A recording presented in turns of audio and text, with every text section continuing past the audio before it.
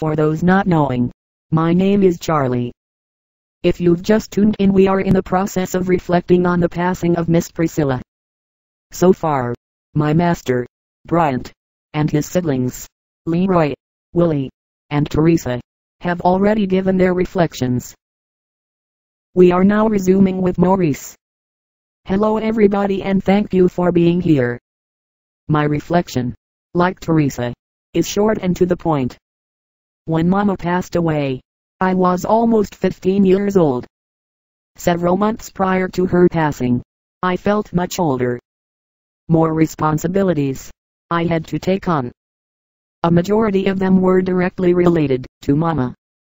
Many of days, I had to take turns with my baby brother, Rodney, with respect to being absent from school.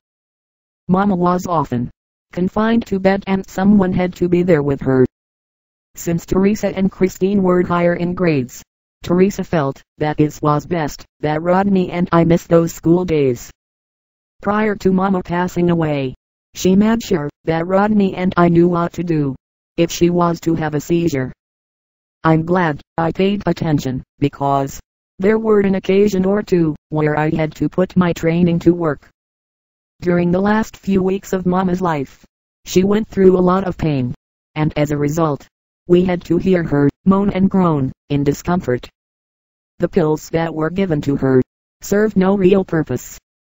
Often, my daddy's people would come by and rub an ointment oil all over Mama's body.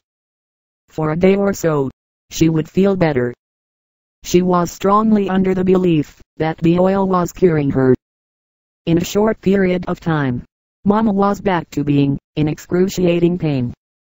The night Mama passed away, Christine, Rodney and myself were in the living room watching television. On May 2, 1980, at 9:02 p.m. Daddy got the dreaded phone call.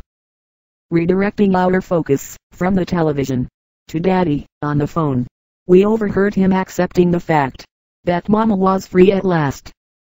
Immediately, we ran to the door and started screaming for our big sister, Teresa. After Teresa came, so did some of the neighbors, to lend their support. Although we all were grieving, the high point of my grief was the following day. The first of my big brothers showed up on the scene. When Bryant walked through that door and came upstairs, looking for and finding us, it made me very happy. Thank you all for listening. Brother Morrice, thank you. We ain't gonna stop now. Sister Christine, come on up here. Charlie interrupting. This concludes chapter 6. If you wish to hear Christine's reflection, check out chapter 7.